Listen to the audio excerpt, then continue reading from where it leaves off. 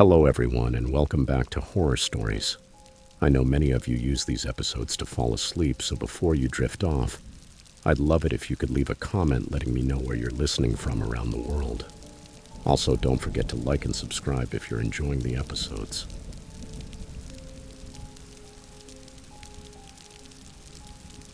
Story 1. I've been on the road for almost 30 years. Over time, it becomes part of you, like a strange calm that settles in after so many years of repeating the same cycle. Drive, stop, sleep, and start again. You get to know the roads like old friends. You know which stops have decent food, which rest areas to avoid because they're too unsafe, and most of all, you learn to be alone. Not just to tolerate solitude, but to appreciate and protect it. That kind of isolation seeps into your bones. It teaches you to follow your gut and to never doubt it. It was early December 2019. South Dakota was already knee-deep in snow, and I had just finished a long haul from Kansas City. My truck was carrying a heavy load of steel rolls, and I was headed toward Billings. The roads were manageable, but the forecast was calling for wind gusts and freezing temperatures overnight. So I decided to stop earlier than planned and not take any chances. I found a rest area just off Interstate 90 on the outskirts of Rapid City. Remote enough to be quiet, but well lit and clean. There was only one other rig parked in the far corner, engine off. I pulled into a spot near the building facing the highway. I set the brakes, did a quick walk-around inspection. Everything was in order. The snow was falling heavier than expected, with gusts blowing diagonally across the lot, illuminated by the lights. Once inside the cab, I fired up the little dashboard burner and heated a can of beef stew. I cracked the windows slightly for ventilation, bundled up in my flannel and hoodie, and ate straight from the can while the radio whispered static and some old country music on an AM station. Everything was quiet, familiar, until it wasn't. Then came the knock, sharp, urgent, on the driver's side door. I froze for half a second. This wasn't a casual tap. It sounded desperate, clumsy, and loud, booming in the cold. I pulled the curtain slightly and saw her. A teenage girl, couldn't have been older than 16.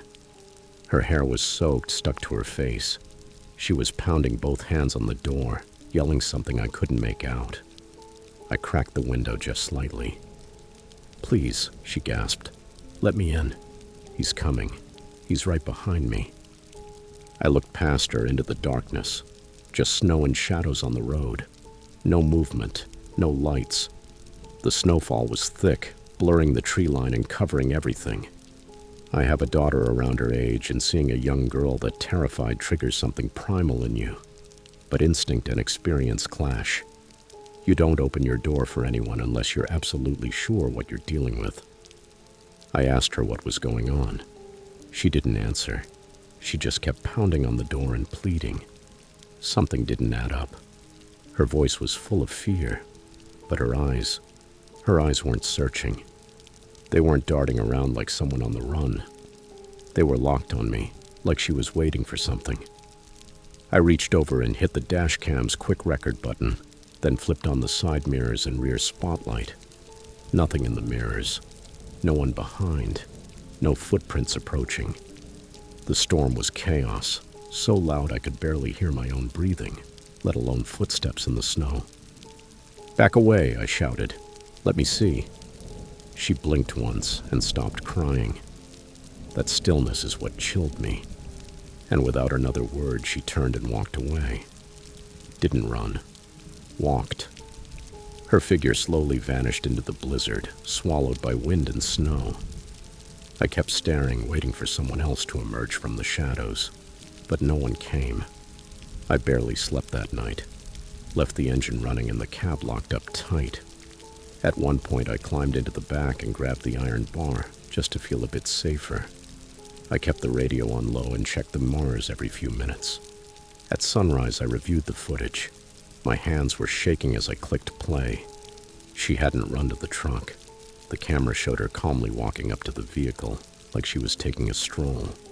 And when she got near the passenger side, the night vision picked up something under the trailer. A figure, Someone crawling low across the ice, moving toward the front axle, staying beneath the cab. I paused the video, rewound, watched it again. They were using her as bait. No one had been chasing her. She was the distraction. I called the state police, met with them at the next checkpoint. I handed over the recording. They took it seriously, said they'd had similar reports over the past year, especially during the colder months. Someone draws the driver's attention. The door opens, and another person ambushes from a blind spot. They asked if I saw a license plate, but no. The girl hadn't come from any vehicle. There were no cars in the lot, and whoever was under my trailer had crawled out of frame before I could get a clear shot. They never caught anyone. The video got shared on a few trucker forums. Several said they'd seen similar things. One swore he was followed after leaving a stop, right after a girl tried to flag him down in the rain. Another said he saw someone crawl out from under a trailer and vanish into the woods. After that night, I installed motion sensors under the truck and exterior cameras with infrared. Now I don't stop to sleep unless there are security cameras or another driver nearby. No matter how exhausted I am, I'd rather drive 11 straight hours than sleep blind. I've driven through snowstorms. I've seen overturned rigs, robberies, guys losing it at 3 a.m. in gas stations. But that night, outside Rapid City, that's the one that comes back when I close my eyes. Because I've faced extreme weather before. But that time, I wasn't fighting the weather. I was facing something worse.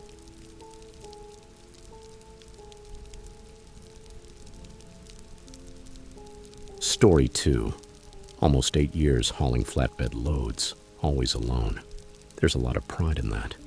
You learn to manage the stress, the weight, the solitude. You develop thick skin and a sort of sixth sense for reading people and places. Especially as a woman, traveling through back roads most would avoid even during the day. You learn to go unnoticed, to scan the layout of a truck stop in seconds, and to act like you always know exactly what you're doing, even if your stomach is in knots. I was in East Texas, somewhere between Nacogdoches and Jasper. I had just completed a delivery and was driving empty toward my next pickup near the Louisiana border. It was July 2021, one of those days where the air feels thick even early in the morning. The sky had that pale, sweaty gray tone, and the cicadas were already screaming by noon. That kind of heat that clings to your skin no matter what the forecast says. They said a storm was coming, and it felt like even the trees knew. Everything was too still, even the birds had gone silent. It was just past 4:30 p.m. when I saw her, or at least I thought I did.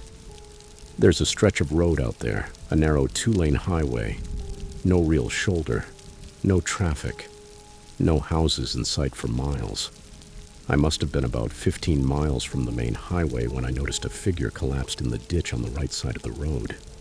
At first I thought it was a deer, but as I got closer I saw it was a woman. Knees pulled tightly to her chest, dark hair covering her face. She wasn't moving. Looked like she was crying, shoulders shaking. I remember how tightly she was hugging her legs, enough to seem real. I slowed down, leaned over the passenger seat, and rolled down the window. "Hey," I called out. "Are you okay?"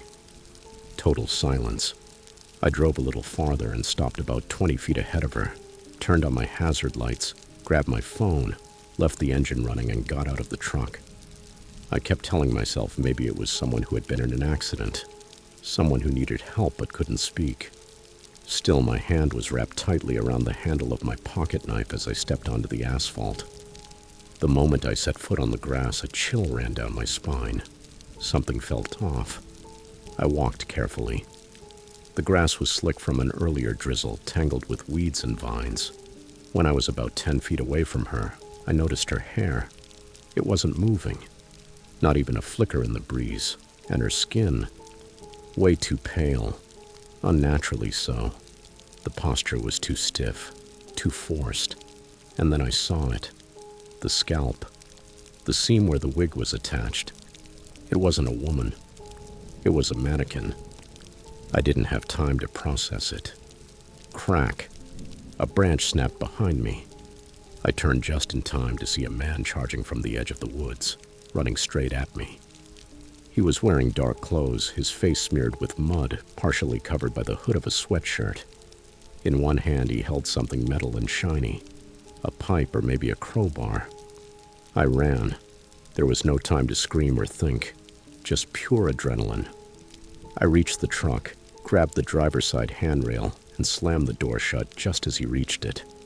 His fingers scraped the glass. I saw the whites of his eyes wild and locked onto mine.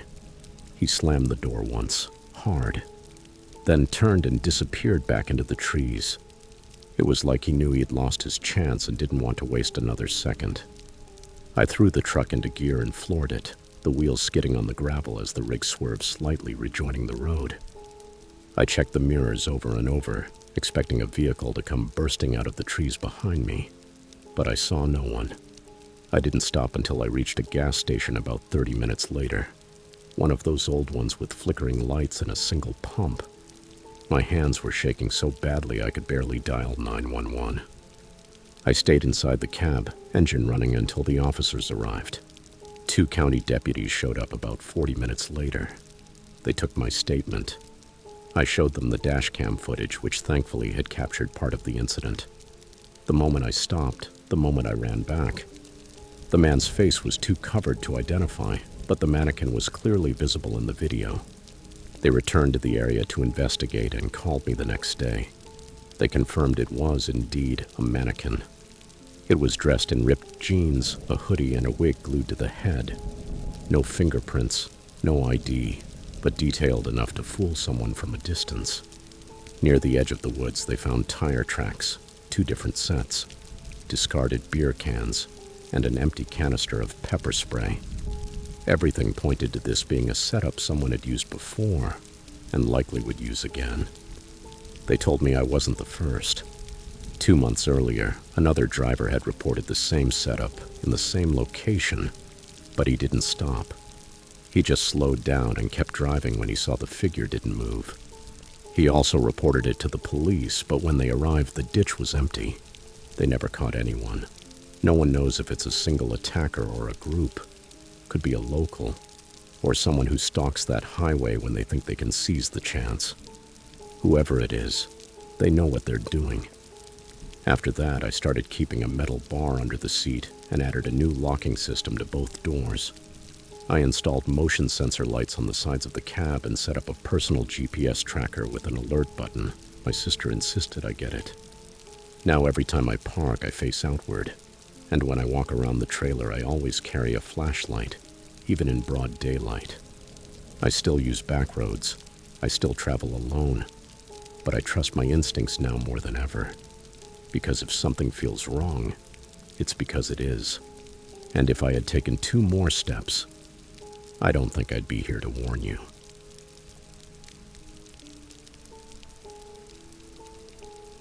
Story 3. I've been in the logistics business for over a decade, primarily hauling specialty freight for contracted clients. I'm no rookie. I know how to read a manifest, calculate axle weight with my eyes closed, and I've built my entire routine around 3 principles. Show up early, stay alert, and be cautious. Routes change constantly, but the mindset never does. And when you're offloading cargo at 2 a.m. in a poorly lit parking lot on the outskirts of Stockton, that mindset is what keeps you alive. That night I learned just how thin the line is between control and chaos. It was a Tuesday night, early fall. I had a partial delivery scheduled at a regional distributor on the edge of an industrial park outside the city. A routine operation, the kind of place that feels like a maze of chain-link fences and sodium floodlights. The GPS told me I'd reach the back entrance to the loading lot at 2:07 a.m., a little late due to some checkpoints near Sacramento. Nothing out of the ordinary. There was no guard at the main gate booth, but that's not unusual. It happens more often than people think, especially on night shifts with minimal staff. Half the time, someone pops out of a side shed with a clipboard and flashlight, waves you in like they've known you forever, and you just trust the system. So when I saw a man in a reflective vest signaling me with a flashlight, I didn't think twice.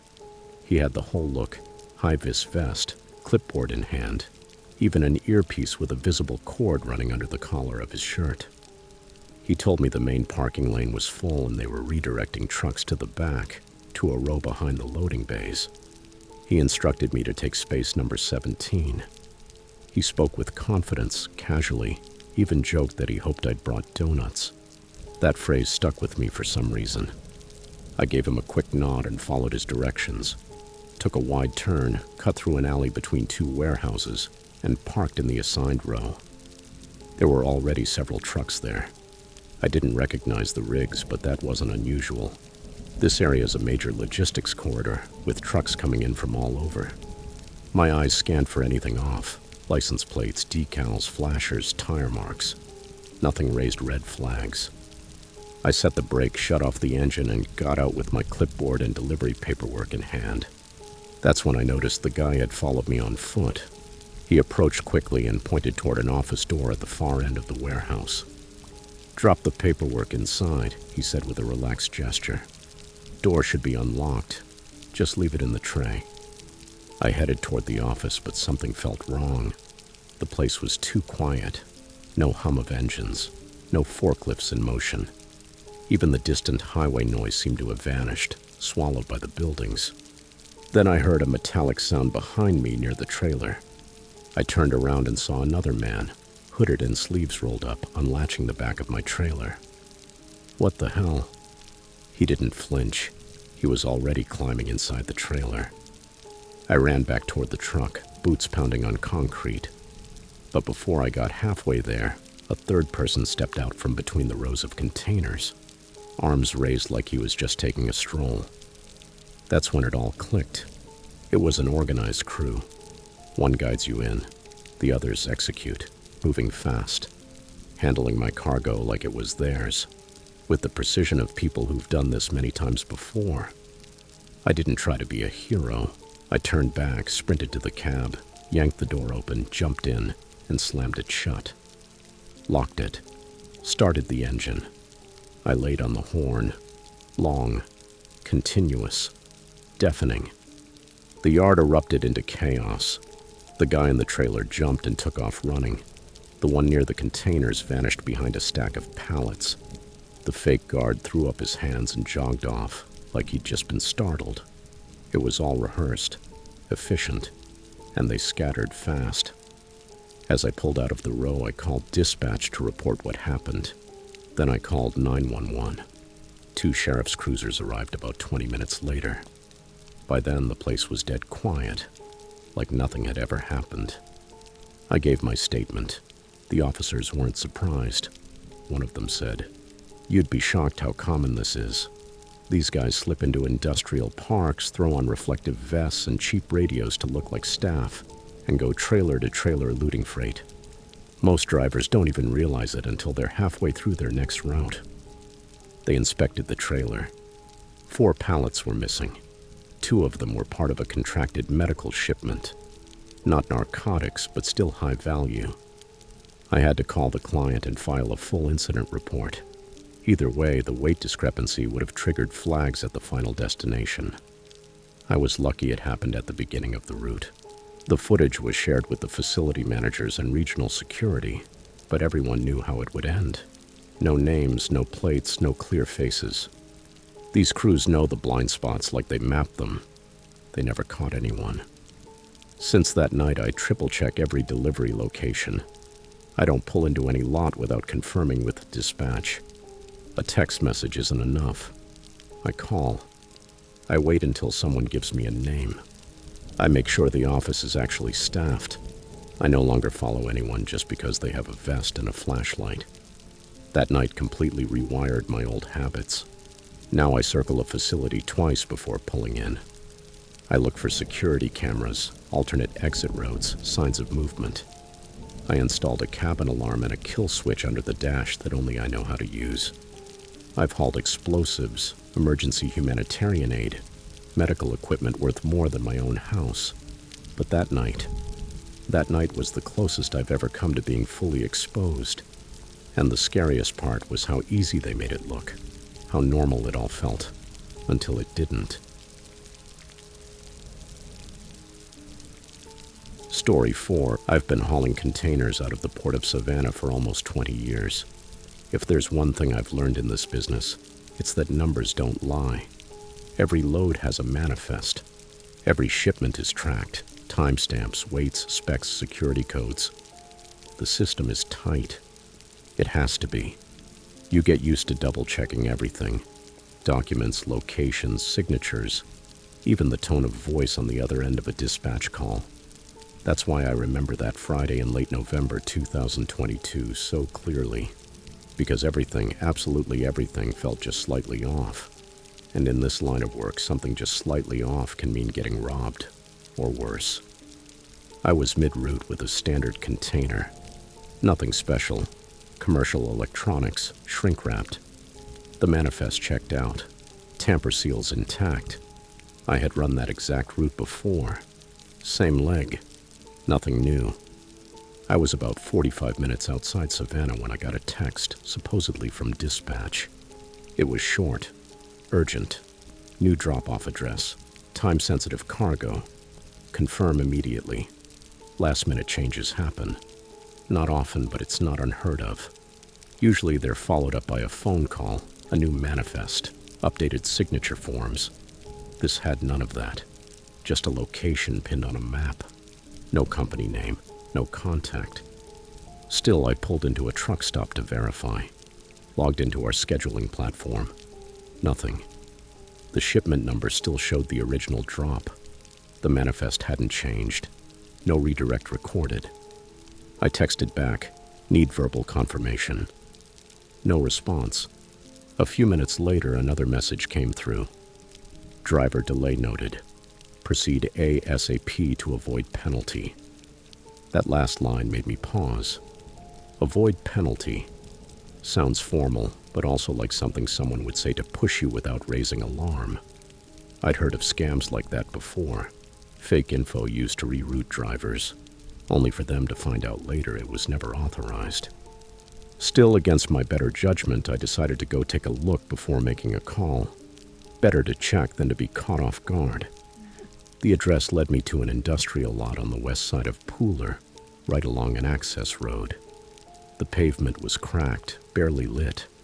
No visible signage, just a long building with its roll-up doors shut. A single light on in the rear. I approached slowly. I hadn't even turned off the engine when two men came out walking, like they'd been waiting for me. One was tall, bald, already seated on a running forklift. The other wore a bright orange hoodie. No logo. That alone wasn't suspicious. But they had no ID badges, no clipboards, no scanners. Just gloves. And attitude. I kept the window up. Engine running. "Is this the drop for Unit 19B?" I asked. The bald guy nodded. "Yeah, bring the container around here. Dock 2. I need to call dispatch first." The guy in the orange hoodie smiled. Too relaxed. "Why would you do that?" he said. He sounded too comfortable. That smile stayed on his face just a little too long. It seemed like a joke, but it wasn't.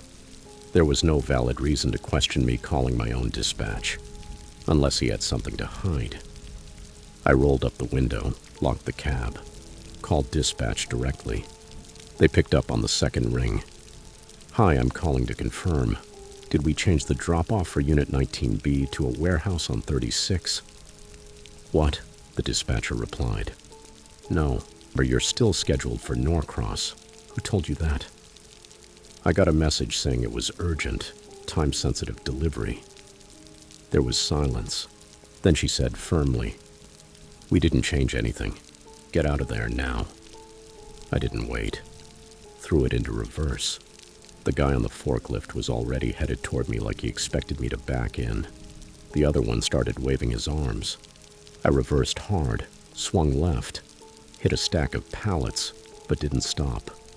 The trailer jolted behind me as I bounced off the curb and sped onto the road. What unsettled me most was realizing I wasn't alone on the road. A pickup truck pulled out moments later, way too close behind me to be coincidence. At first, I thought it was another driver heading the same direction. But every time I sped up, he sped up. When I slowed, he slowed. No high beams, No honking, just following me. Steady. I changed lanes several times, even took an unexpected exit. Just as I suspected, he followed. Eventually, I pulled into a gas station a few miles ahead. The truck drove past without stopping. That's when I noticed I was shaking. I'd stayed calm the whole way, but now the weight of what nearly happened hit me. I called the police. Took them about 10 minutes to arrive. They took my statement, reviewed the dash cam footage. One officer called to verify the address. Another sat with me and asked detailed questions. Cargo type, time of the message, physical descriptions of the men. 20 minutes later, I got a call back. "There's no one there," the officer said. "The building's dark, locked up. Doesn't look like anything's moved all night." Later, I found out that warehouse had been abandoned for months. It was likely a temporary site used by a cargo theft ring. They faked the dispatch message, copied the real format, even used our standard signature line. That's what scared me the most. No force, no chaos, just cold, calculated, efficient, and it almost worked. Since then, I've completely changed my protocol. I don't rely on messages. I call, I confirm, I ask for names. I log every call in my notes. No matter how official someone looks, I don't follow anyone unless I verify their identity first. I installed a second camera facing the rear, upgraded the trailer's security systems, and I started sharing this story with other drivers. Because if they almost got me, you can bet they've already gotten someone else. They didn't need weapons or threats. Just a fake address, a pair of work gloves, and a little patience. And the only reason I'm still here to tell this story is because I listened to that little voice inside me. If this story gave you chills, this is just the beginning. Like, subscribe, and tell me in the comments which story shook you the most. This doesn't end here. Some dangers don't wait in the dark. They follow you into the storm. You've seen what happens out there on the road. Stay alert, stay safe, and remember, the ones you should fear the most never knock. Thanks for watching, and I'll see you in the next nightmare.